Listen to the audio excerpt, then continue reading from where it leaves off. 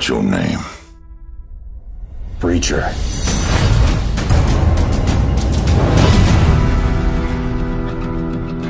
Now you're really tempting me to ask what it is you do for a living.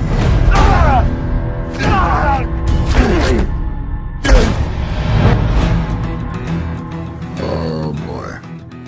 I always knew my sins would catch up to me. There are some men who would like to see this land taken from us. Now that Father's dying, they will do anything to try and run us off this land. I've waited a long time to find somebody to take on this task. Someone that did not fear the endeavor. Someone that I could put faith in. You could always retire. I'm working on it.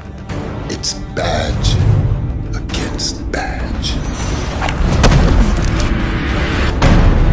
I knew you were no bounty hunter, too calculated, too professional.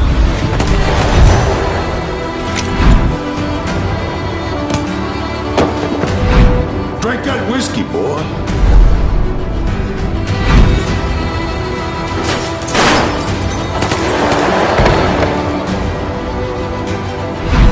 Alrighty, Detective, what do you say we give these folks a good old-fashioned dime novel showdown?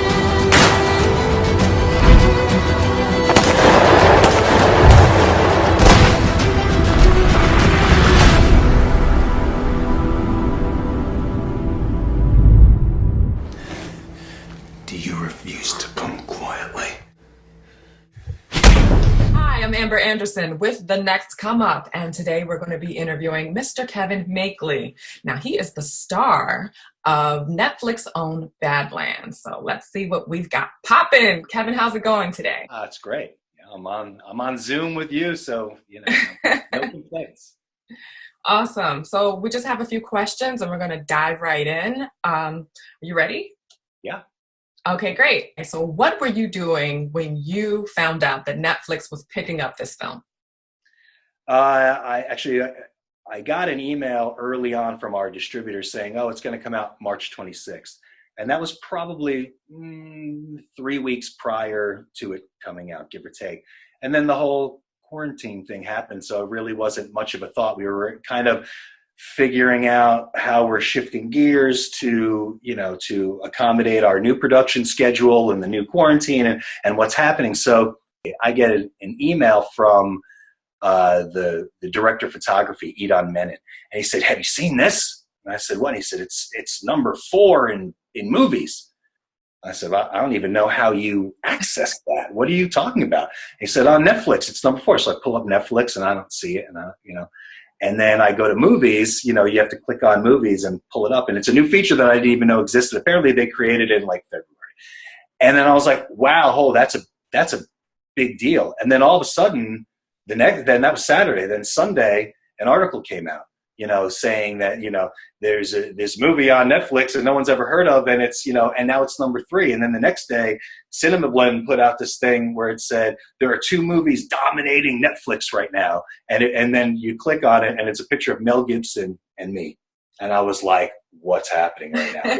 What's happening?" And then I went on Netflix, and not only were we number 3 in movies, but we were number 9 in the overall top 10 list on Netflix, which is, it's unheard of. This is a Papa Octopus Productions film. Have you ever heard of it before? It's like, that's the company, and we put out this film, and it broke the top 10. And I'm getting to number 7 on the overall Tiger King, Ozark, Bloodfather with Mel Gibson, the movie The Platform, Badland, in the main, on the main screen on Netflix. It was so.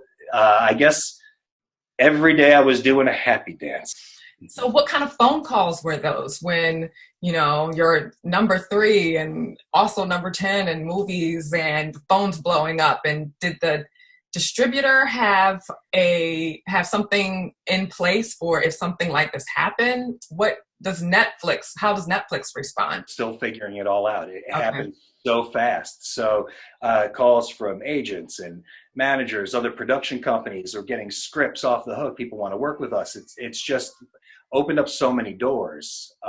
What I'd really like to do is work with Netflix, maybe do a sequel, or we have a lot of projects, on the books. So why have it go through all the channels that it normally goes through? We can just do it direct through Netflix. Would be fantastic. It would change the landscape of how my company is operating right now, and that would be very exciting.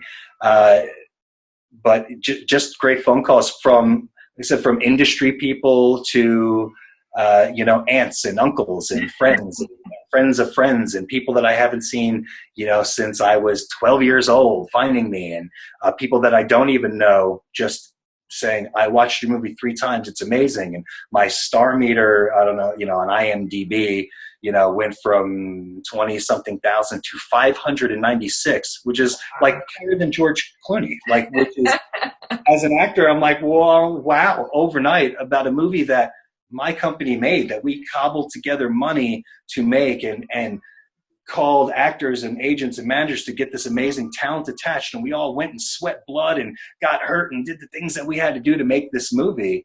And now everybody's watching it. And it's just so gratifying. It's just so amazing. The organic success that it's having is, it's opened a lot of doors, and we couldn't be more appreciative of everybody that watched it to help that happen. So thank you, everyone. How would you say that you stood out? I created it. This is our third Western, as my company Pop Octopus makes films, and that company was born out of the nose. There's a lot of people between you and yes, and how do you like any other field in the world, acting and making films, it's a business, and there's ways to do it. And if every person that created a business left it up to somebody else to say yes, how many successful businesses would there be?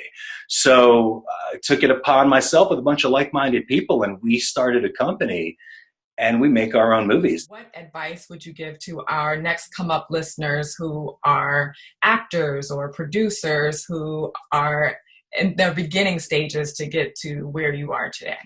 Been in this business a long time. Like you touched on earlier, there's a lot of no's and there's a lot of, discouragement, a lot of naysayers, a lot of all that stuff. Your dreams are your dreams. They're nobody else's dreams. Your passion is your passion. Find like-minded people that follow the similar passion, and know there's no expiration date. I've been at it for 20 years, and you're finally learning my name. and I did it.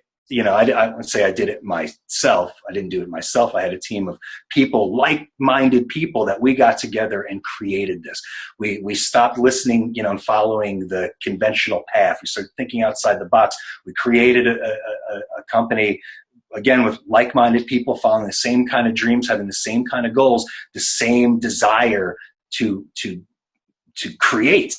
Many people that have come and gone. People come and say, well, I'm going to move to LA for pilot season. I'm going to give it a year. And there's a fraction of a percent of people that even get successful in the business, on top of the fraction of the percent of people that make it overnight. Seemingly I'm making it overnight. And again, it's been 20 years in the making. It happens. Not that it doesn't happen. Of course it happens, but it's determination and never giving up on what your dream or what your goal is. But with that being said, you also have to be pliable and be able to adapt. Like we've adapted.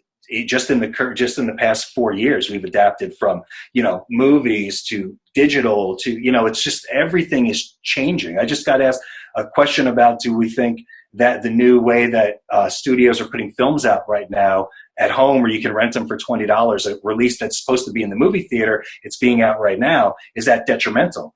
I don't think it's detrimental. I think that's the movie company, the big studios and the theaters adapting to what we're doing. And you have to, from $100 million to, $20 in your pocket, we're all in the same planet, it's the same playing field we're all playing on. So adapt, don't take no for an answer. And there's no expiration date on your dream. It doesn't excuse, you have to hard work every day, one foot in front of the other, get out of bed, just hard work every day, but don't give up on your dream ever.